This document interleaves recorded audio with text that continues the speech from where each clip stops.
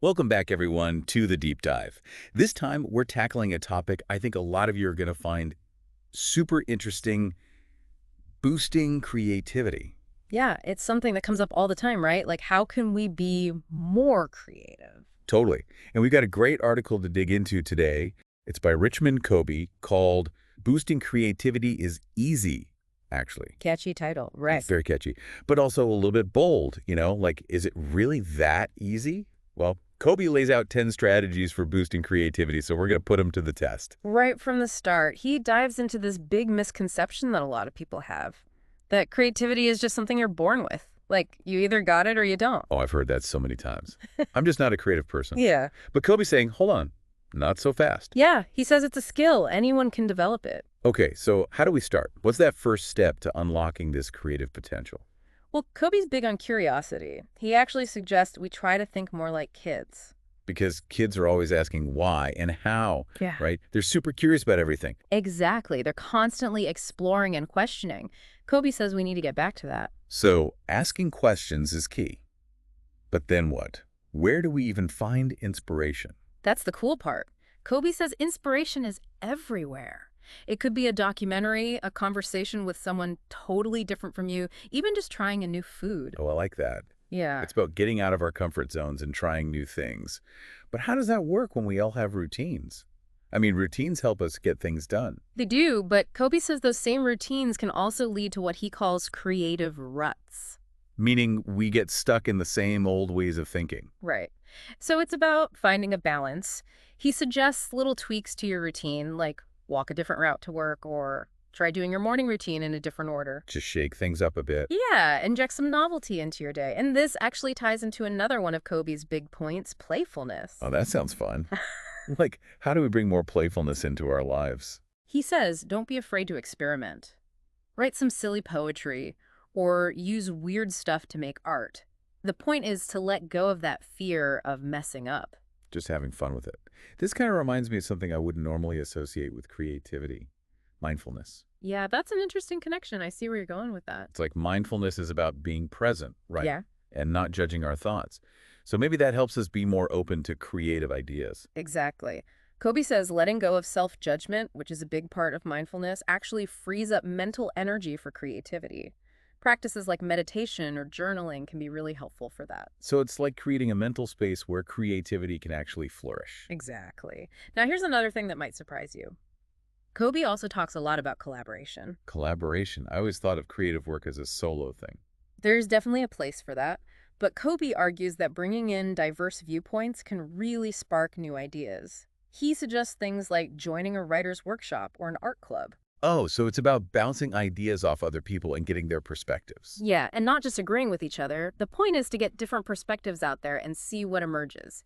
It can be really unexpected. I can imagine. And, Mhm. speaking of unexpected, Kobe has a really interesting take on something we usually try to avoid: failure. Right. He says we need to reframe how we think about failure. Like, it's not the end of the world. Yeah, and he actually says it can be incredibly valuable.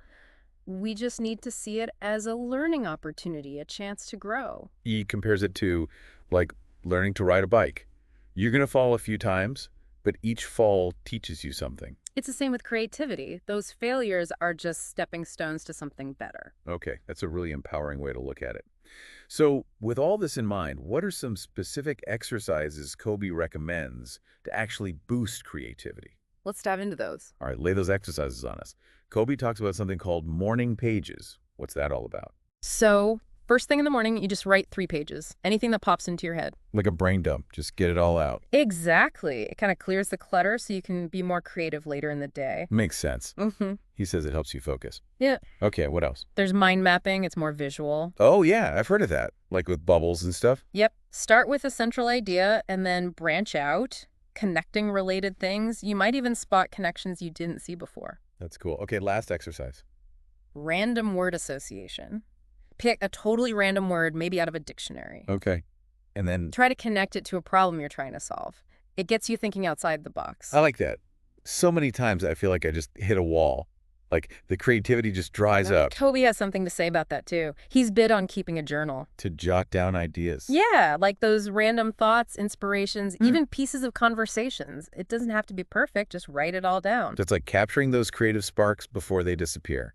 Exactly. You never know what might trigger a new idea. Sometimes I think you just need to step away from the work and let your mind wander a bit. Kobe talks about that too. He suggests spending time in nature. Oh yeah, getting out in nature is always refreshing. He says to really observe things like look at the shape of leaves or listen to the sounds of water. To get those creative juices flowing. Yeah, it helps to de-stress and open your mind, like hitting the reset button. It's funny how it all ties together, like Uh-huh. the mindfulness stuff we were talking about, and now this idea of being in nature. They both have that calming effect, right? Which seems to help with creativity. Totally. Wow, this deep dive into Kobe's strategies has been awesome, hasn't it? I mean, he really breaks down this whole idea of boosting creativity into stuff anyone can actually do. I know, right? It's like he takes all this mystery out of it. Creativity isn't some magical thing, it's a skill you can build. Exactly. What really stood out to me was how he kept emphasizing that anyone can be more creative. It doesn't matter who you are or what you do. It's so empowering, right?